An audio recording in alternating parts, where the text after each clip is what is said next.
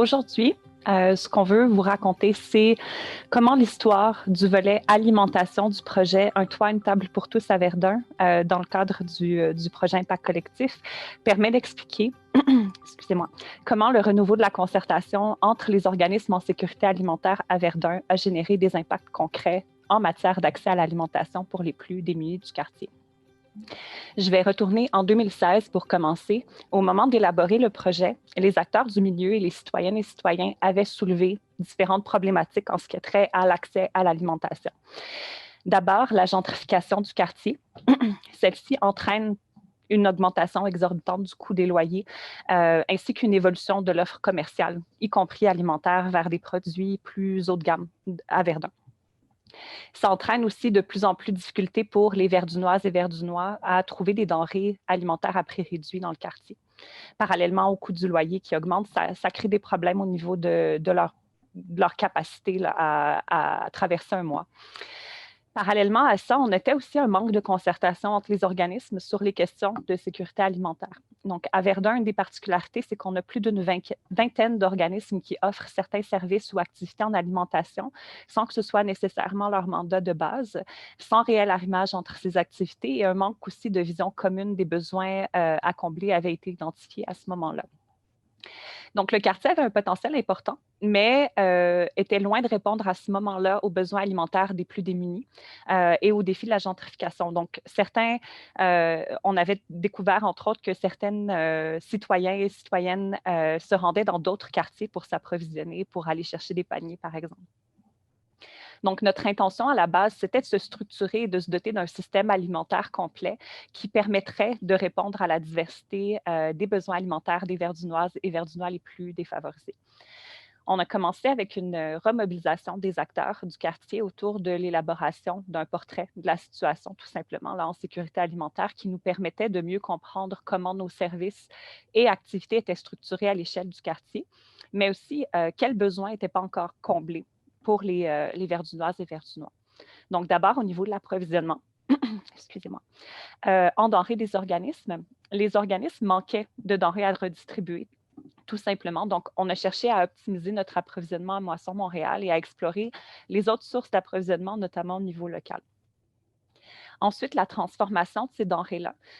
Il y avait un manque d'activité de transformation, puis aussi un besoin de partage de ressources et d'équipements. Comme je l'ai dit, beaucoup d'organismes font de l'aide alimentaire, mais ce n'est pas leur mandat de base, donc pas nécessairement accès à une grande cuisine et beaucoup d'équipements pour procéder à ces activités.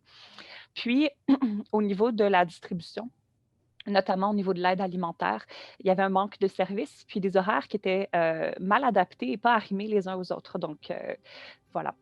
Le développement de cette vision commune, ça nous a permis de travailler ensemble à la mise en place de solutions concrètes qui apportent des résultats concrets. Et pour parler de l'une d'entre elles, je vais maintenant laisser la parole à mon collègue Laurent Rousseau de la Maison de l'Environnement. Merci Sarah. Et puis donc moi, avant de vous parler un peu des résultats qu'on a déjà atteints avec la mise en place du système alimentaire verdunois, il faut quand même rappeler qu'une des forces de notre projet, c'est d'avoir mis en place des partenariats avec des organismes qui n'ont pas de mandat en sécurité alimentaire, comme le mien, la Maison de l'Environnement de Verdun. En fait, on est l'écoquartier, nous ici à Verdun. Mais on s'est arrimé dès 2017 à ce projet, notamment via l'axe de lutte au gaspillage alimentaire, donc afin d'aider à une meilleure sécurité alimentaire dans le quartier. Notre première contribution a été donc en 2018 de mener une étude de faisabilité d'un circuit court de récupération des pertes alimentaires chez les commerçants de Verdun, afin justement d'améliorer cet approvisionnement des organismes du projet. Suite à cette étude, en 2019, on a mis en place un projet pilote de circuit court d'approvisionnement sur 6 mois qui impliquait 3 commerces à Verdun, 3 commerces donateurs et 4 organismes communautaires. Donc un gros travail collaboratif qui a permis de collecter près de 1000 litres de denrées par semaine en moyenne. Donc ça incluait majoritairement des fruits et des légumes. Et ces fruits et ces légumes étaient ensuite triés, transformés et distribués à plus d'une centaine de personnes, toujours ça par semaine, des personnes dans le besoin par nos partenaires en sécurité alimentaire. Donc vraiment un beau projet. Puis pour l'anecdote, au cours de ce projet, un de nos gros donateurs a eu un jour une belle panne d'électricité qui l'a obligé à se départir d'une très grande quantité de produits frais pour des raisons sanitaires, de réglementation. Et en fait, il nous a appelés pour nous demander si on était capable de les récupérer. Et on a dit oui. Donc, on les a récupérés de manière intégrale. Et ils ont été tous redistribués, ces produits-là, à travers notre circuit et nos partenaires, nos organismes communautaires. Donc, ça, c'était vraiment comme une espèce de... Ça a vraiment bien illustré l'importance des partenariats qui ont été créés entre ces partenaires donateurs privés, des commerces, et les organismes communautaires dans notre quartier. Donc, un projet pilote vraiment très instructif, un beau succès, et qui a permis de mettre en place un circuit court d'approvisionnement qui est solide aujourd'hui et qui continue de grandir à Verdun. Donc, pour quelques chiffres, aujourd'hui, ce circuit court, il comprend 14 commerces, institutions et organismes qui donnent des denrées, qui nous donnent des denrées. Et on travaille avec 6 organismes communautaires en sécurité alimentaire. Et on collecte aujourd'hui en moyenne 500 kg de denrées par semaine. Et depuis le début de l'année, on est rendu à plus de 13 000 kg de denrées déjà collectées. Donc, clairement, l'impact, il est là. Il a vraiment augmenté en une année. Et ça nous permet 2 choses. D'une part, de subvenir encore et toujours plus aux besoins des personnes les plus démunies à Verdun et aussi de réduire significativement le gaspillage alimentaire. Donc, un double objectif bénéfique qui est atteint par notre projet. Je ne peux pas ne pas en parler. Notre circuit, il a aussi fait preuve d'une belle résilience en réponse à la crise liée à la COVID-19. Il ne s'est arrêté qu'une dizaine de jours au printemps afin de permettre à tous les partenaires de pouvoir s'adapter à cette nouvelle situation.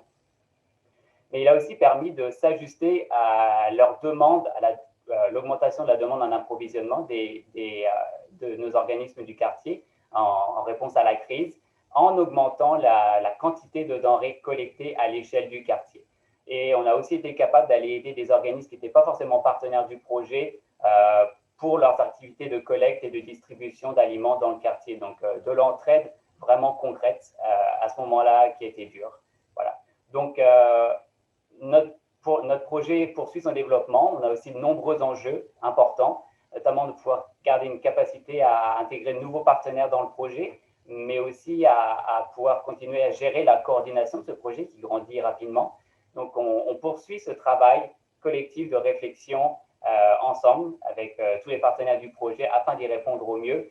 Et notre but aussi ultime, c'est d'amener ce circuit court à alimenter notre projet d'espace collectif en alimentation du quartier. Et pour en parler, je laisse la parole à ma collègue Sarah.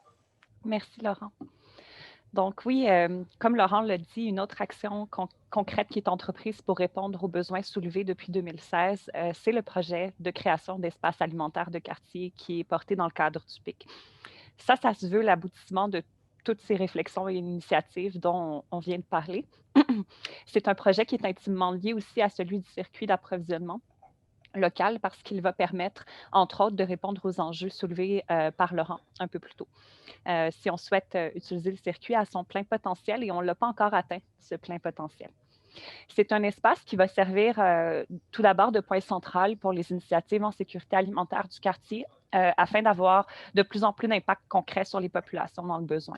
Il va s'agir à la fois d'un lieu de distribution pour les Verdunoises et Verdunois plus vulnérables et d'un lieu de stockage et de tri des aliments récupérés auprès des commerçants dans le cadre du circuit d'approvisionnement local. Donc, concrètement, l'espace va offrir aux Verdunois et Verdunoises des aliments abordables, puisqu'une épicerie solidaire va être développée dans l'espace. Il va aussi offrir un coin de type café pour répondre plutôt à la perte de lieux accessibles pour tout ce qui découle de la gentrification à Verdun. C'est un phénomène qui ne touche pas que les épiceries, mais aussi les lieux de socialisation. Donc, par exemple, un café qui était fréquenté par des personnes âgées où tu pouvais acheter un café très, très c'est vraiment pas cher, puis rester là, puis socialiser avec les autres pendant toute la journée, mais ça a fermé sur l'artère principale dernièrement, ça n'a pas été remplacé. Donc, c'est aussi une problématique qu'on souhaite travailler un peu. Puis, ça va aussi servir à centraliser l'information sur toutes les ressources qui existent à Verdun. Donc, n'importe qui passe par l'espace va pouvoir ressortir en ayant plus d'informations sur ce qui existe qui peut l'aider. C'est aussi un lieu qui va épauler les organismes en sécurité alimentaire. Donc, je vais parler à mon tour un petit peu de la crise sanitaire de cette année qui, selon nous, a permis d'illustrer concrètement les besoins des organismes qui ont été identifiés au début du processus. Donc, lorsque la demande alimentaire a augmenté en mars, suite aux fermetures, les pertes d'emploi, les choses comme ça, les organismes ont dû faire face à plusieurs défis. Trouver des aliments en grande quantité, ce n'était pas suffisant pour s'assurer que l'aide alimentaire rejoigne tous ceux et celles qui en ont besoin. Certains organismes ont rencontré des défis importants au niveau du transport des denrées, de ces quantités supplémentaires de denrées et surtout au niveau de leur stockage et de leur tri, de leur transformation. Donc, un espace alimentaire de quartier qui possède de l'équipement mutualisé, par exemple une grande chambre froide, une cuisine, un camion communautaire, ça permettrait de répondre plus facilement à ces défis. Donc, l'espace, c'est vraiment l'aboutissement d'un long processus qui a permis aux organismes de travailler ensemble sur des problématiques communes. Les composantes de l'espace sont vraiment le résultat de la mise en commun des visions et de l'expertise de tous les acteurs. C'est pourquoi on croit que le projet va permettre d'atteindre notre objectif, qui est d'assurer que tous à Verdun aient accès à des aliments sains et abordables. Pour conclure, le volet accès à l'alimentation du projet Impact collectif à Verdun, c'est vraiment l'histoire d'une concertation renouvelée entre les acteurs en sécurité alimentaire du quartier. Cette année, leur réponse face à une crise sans précédent dans l'histoire récente a permis de démontrer la capacité du milieu à travailler ensemble. Pratiquement tous les services ont dû fermer leurs portes rapidement quand les mesures de confinement ont été annoncées en mars 2020. Et presque immédiatement, on s'est tous retrouvés au sein d'une cellule de crise en sécurité alimentaire. Les acteurs ont collaboré, trouvé des solutions ensemble pour rouvrir rapidement les banques alimentaires et trouver des nouvelles façons de fonctionner. Et aussi, ça vaut la peine de le mentionner, l'équipement de protection nécessaire qui était en pénurie à ce moment-là. Donc, il y a eu un partage de ressources aussi. Toutes ces initiatives concrètes permettent d'illustrer que la concertation en sécurité alimentaire à Verdun, c'est plus seulement un but à atteindre, mais un outil fonctionnel désormais pour répondre aux besoins alimentaires des Verdunnoises les plus défavorisés. Merci.